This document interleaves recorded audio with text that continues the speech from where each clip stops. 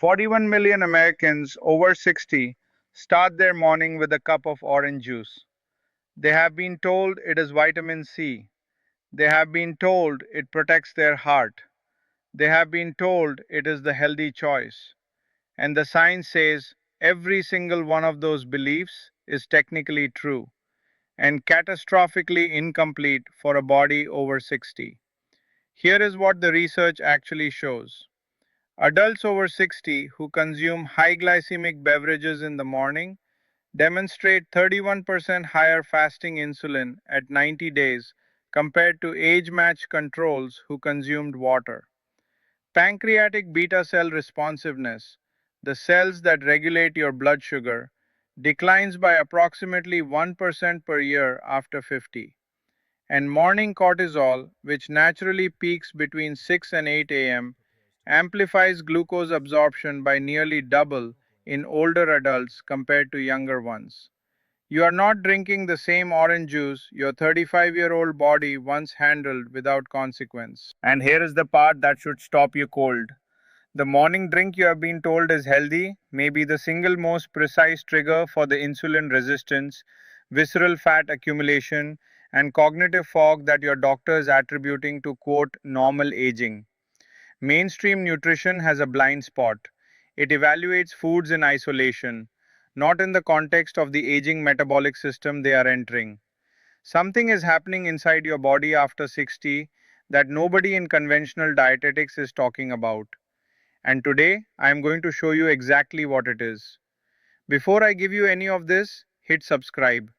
Here is why that matters. Your doctor gets 12 minutes per appointment. They are reimbursed per visit, not per your recovery. The juice industry spends over $200 million annually influencing dietary guidelines. Nobody in that system profits from you learning this. We are working toward 100,000 subscribers because that is when this channel can fund independent research reviews. Do not wait, do it now. I have spent 15 years in clinical nutrition and metabolic medicine, and I have watched the same pattern repeat itself hundreds of times. You tried eating clean, you cut the sugar, maybe you lost weight. Month 1, down 11 pounds. You felt different. You felt like it was finally working. Year 2, you were up 15. Year 3, you were exactly where you started, with a better understanding of macros and a worse relationship with food. That is not a willpower failure, that is physiology. After 60, the mechanisms governing how your body processes glucose, stores fat, and manages inflammation operate by a completely different set of rules than the dietary advice you have been handed. The advice was designed for younger metabolic systems, which is exactly why I started looking beyond conventional nutrition guidelines for real answers. The dominant belief is this: calories and sugar content determine whether a food is harmful. That belief is logically appealing. It is measurable, simple, and it works for a 25-year-old. But it is mechanically incomplete for a post 60 metabolic system because it ignores the timing variable entirely. Think of your morning metabolism as a factory. At 60 plus, that factory opens for the day already running at elevated stress hormone levels. The cortisol that woke you up has primed your liver to release stored glucose into your bloodstream. You are already sugar loaded before you take one sip of anything. You add a glass of orange juice, 21 grams of fast releasing fructose, and you are not feeding a hungry factory. You are flooding an already full warehouse. The real hidden variable is not the sugar content of what you drink. It is the cortisol glucose interaction window, the 60 to 90 minutes after waking, when older adults are uniquely vulnerable to glycemic overcorrection and subsequent insulin overproduction. What I found in the research reorganized everything I thought I knew about aging and nutrition. The Journal of Clinical Endocrinology and Metabolism 2019 tracked 412 adults across 5 countries, ages 58 to 74. Participants who consumed high glycemic beverages within 90 minutes of waking showed a 31% greater elevation in fasting insulin after 12 weeks compared to those who delayed or eliminated morning sugar intake. The p-value was less than 0.001. That is not a coincidence. That is cause and effect. And if you believe this is a Western problem, consider this. Japanese populations who migrated to Hawaii in the mid 20th century and adopted American morning eating patterns developed type 2 diabetes at rates 4 times higher than their relatives who remained in Japan, despite identical genetic profiles. The biology is universal. The morning environment is the trigger. The first mechanism is cortisol amplified glucose uptake. Most people believe that morning is the safest time to eat sugar because the body has been fasting all night and needs fuel. That is backwards after 60. Cortisol, your primary stress and waking hormone, peaks between 6 and 8 a.m. In younger adults, this cortisol surge is metabolically neutral. In adults over 60, a 2021 study in Aging Cell demonstrated that elevated morning cortisol increases hepatic glucose output, liver sugar release, by 44% above baseline. Your liver is already dumping glucose. Add dietary fructose on top, and your pancreas receives a double signal. It overpowers. Excess insulin locks fat into adipose cells and blocks its release for energy. Think of cortisol as a fire already burning in the furnace. Orange juice is not adding warmth, it is adding fuel to a furnace that is already dangerously hot. The Aging Cell Study 2021 measured 41 adults aged 60 to 72. Morning cortisol to insulin ratio in the high fructose group was 3.2 times higher than the water only control group after 8 weeks. Protocol: replace all morning liquids except water and black coffee for the first 90 minutes after waking. No juice, no smoothies, no sweetened anything. The same Japanese American migration data confirms this.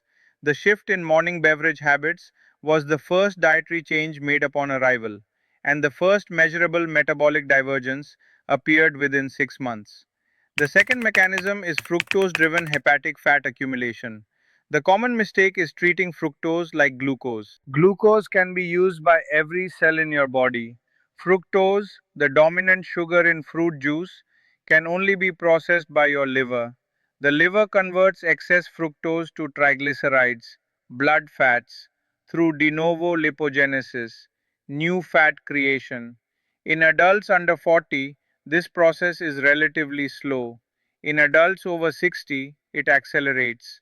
The American Journal of Clinical Nutrition 2020 studied 208 postmenopausal women and found that daily consumption of high fructose beverages increased liver fat content by 18% over 16 weeks, independent of caloric intake.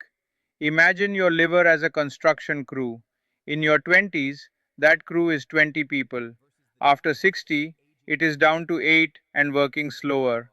The deliveries pile up. The excess gets converted to fat and sent into the bloodstream as VLDL, very low density lipoprotein, depositing visceral fat around your organs. Protocol: eat a whole orange, not juice. One whole orange delivers 60 milligrams of vitamin C plus fiber, which slows fructose absorption by 63%. Nutrients 2018. Eat it mid morning with protein. The Hawaiian Japanese cohort showed switching from juice to whole fruit was associated with measurable reduction in liver enzyme elevation within 90 days. The third mechanism is morning adenosine disruption and cognitive decline. Most people think cognitive decline after 60 is about plaques and genetics. The research says daily blood sugar spikes are a contributing and controllable variable. Adenosine is a neuromodulator, a chemical your brain uses to regulate energy, focus, and sleep pressure. When blood sugar spikes rapidly in the morning, it interferes with adenosine receptor sensitivity. The receptors become less responsive. The result is brain fog, poor working memory, and accelerated fatigue by early afternoon. Think of adenosine receptors as radio tuners. A blood sugar spike is static interference. Your brain cannot tune clearly. The European Journal of Nutrition 2022 followed 317 adults over 65 for 24 weeks. Participants who eliminated high glycemic morning beverages showed a 17% improvement on working memory assessments and a 22% reduction in self reported afternoon cognitive fatigue. Effect measurable at 6 weeks.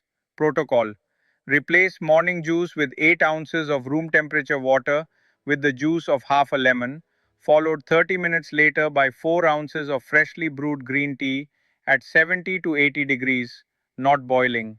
No sweetener. Bottled green tea is pasteurized and contains negligible active EGCG. The cognitive improvement documented in older Japanese populations with sustained green tea consumption aligns precisely with this mechanism. Mistake 1: doing this for 3 days and stopping. People expect dramatic immediate results. The real cost: gut microbiome composition and insulin receptor sensitivity require 4 to 8 weeks of consistent input to measurably shift. Commit to an 8-week minimum before evaluating. Mistake 2: buying bottled green tea. The label says green tea. The EGCG, the key active polyphenol, degrades 60 to 80% during pasteurization. Brew loose leaf at 70 to 80 degrees and drink within 20 minutes. Mistake 3: taking vitamin C supplements instead of whole food. Supplemental ascorbic acid absorbs rapidly, produces a sharper serum spike, and delivers zero fiber. The correct action is a whole orange mid morning with a protein source, not a fasted supplement. Mistake 4: measuring only body weight. Visceral fat, fat around the organs, can increase while scale weight stays the same. Measure waist circumference at the navel. Above 35 inches for women, 40 inches for men is the metabolic risk threshold that matters. Mistake 5: making this change against a high refined carbohydrate background. Eliminating morning juice while eating sweetened yogurt or toast immediately after creates the identical insulin response. Pair the beverage change with a first meal anchored in protein and fat, no refined grain for the first 3 weeks. Morning, upon waking, 8 ounces of room temperature water with the fresh squeezed juice of half a lemon, not bottled, not sweetened, within 15 minutes of waking. 30 minutes later, 4 ounces of freshly brewed loose leaf green tea at 70 to 80 degrees, no sweetener. Drink within 20 minutes of brewing. First meal, 60 minutes after waking, 2 to 3 eggs, 1 quarter avocado, optional 2 tablespoons of unsweetened full fat Greek yogurt, under 5 grams sugar per serving. No juice, no fruit, no grain. Anchors your first insulin response to protein and fat. Mid morning, 90 to 120 minutes after first meal, 1 whole orange with 10 to 12 unsalted almonds. Fiber buffers fructose transit. Fat from almonds buffers further. This is your vitamin C delivery window. Evening, 8 ounces of chamomile or passion flower tea 60 minutes before bed. No sweetener. Supports overnight adenosine clearance and improves morning receptor sensitivity the following day. This is not a diet. There are no forbidden foods. You are only adding. The brain processes restriction as stress. Addition is neutral. This is why this approach sustains itself and conventional dieting does not. I will hear this. This only works for certain people, certain backgrounds, certain genetics. That is incorrect. The cortisol glucose amplification mechanism operates identically in every human liver.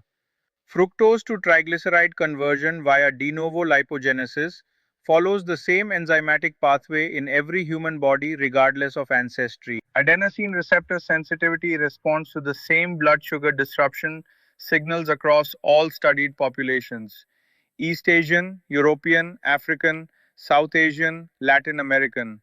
The research does not find exceptions. The only thing that differs is habit, and habit can be changed. Here is your practical takeaway, short and clear. 1. Morning cortisol peaks between 6 to 8 am and amplifies glucose uptake by 44% in adults over 60, making this the highest risk window for sugary beverages. 2. Orange juice contains 21 grams of fructose, Your aging liver converts to triglycerides, measurably increasing liver fat at 16 weeks, independent of caloric intake. 3. Fructose from whole fruit is 63% slower to absorb than juice. Source matters as much as sugar content. 4.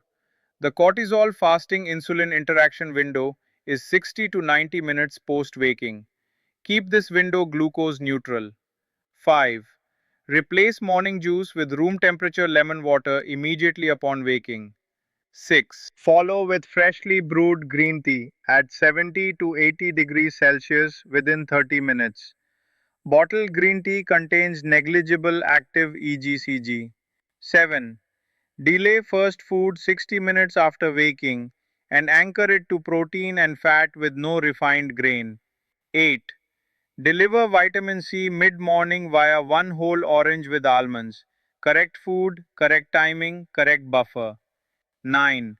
Measure waist circumference, not body weight. Visceral fat is the real risk marker. 10. Commit to 8 weeks minimum. Microbiome and insulin receptor adaptation requires that timeline before measurable results appear. At your next appointment, your doctor will not ask about your morning beverage. They do not have time. The visit is 12 minutes. The billing code does not include dietary chronobiology, and there is no pharmaceutical margin in telling you to switch from juice to lemon water. This channel exists to give you the information that is in the peer reviewed literature and simply has no delivery mechanism inside the current healthcare system. Tell me your age in the comments. That shapes everything I research next. If you are over 60, over 70, or postmenopausal, your experience directly determines what this channel covers.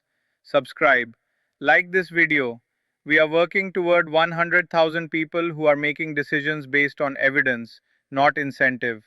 The information is already in your hands. You start tomorrow.